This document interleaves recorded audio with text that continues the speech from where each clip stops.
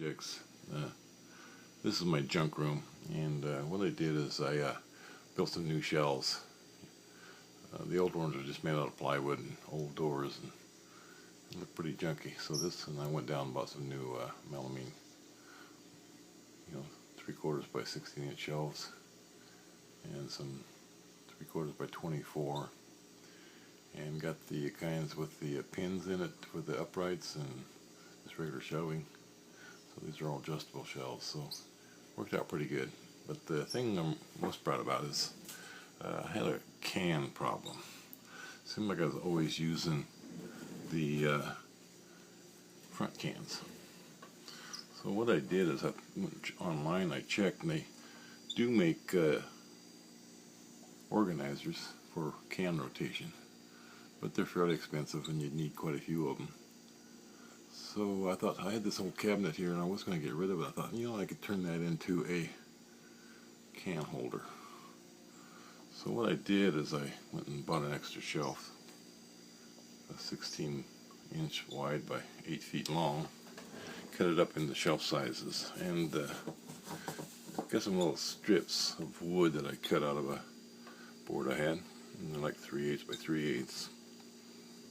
I attached them to the top shelf, and I cut off a couple inches in the back, and also I ran them beyond the shelf a couple inches to help control the fall of the can. And to get the slope, it was very easy. I just the original shelves had pegs, so I went to the lumber yard and I bought these kind. They have a hole in it so you can touch the screw, so you can turn it this way to raise the shelf, or turn it this way to lower it from the stock one. So I raised it in the front of the upper shelf and left the stock pegs on the back, and then just opposite on the bottom shelf. So the front shelf runs high in the front, low in the back. The bottom shelf's low in the back, or high in the back and low in the front. Then I went and took a piece of 1/2 inch by 1.5 piece of wood and put it on the front to stop the cans. So I think this actually works pretty good. This here shelf holds 5 rows of cans, and there's about 10 to 12 cans per shelf. So do the multiplication, and it's quite a few cans. And it's a matter of just setting the can here, rolls out there in the back, put the new can here, new can, take the old can out, put the new can on top. Actually, it works quite well. This here's for tuna fish. Tuna fish over here, just a little skinny can.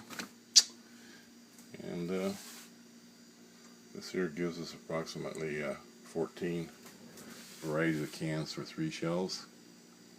So 14 times 10 is 140 cans, but actually most of them get about 12 per shelf. So 140 cans in a pretty small area. Don't lose a lot of space. You don't have to worry about stacking them like these here, and when you bump one it falls off.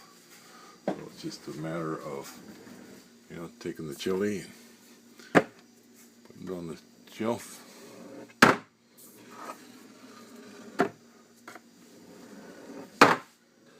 Down the next one. Anyway, this is a nice project. Probably take you a couple hours to do on Saturday or Sunday, and save yourself a few $100. Can rotation shelves. Thanks for watching.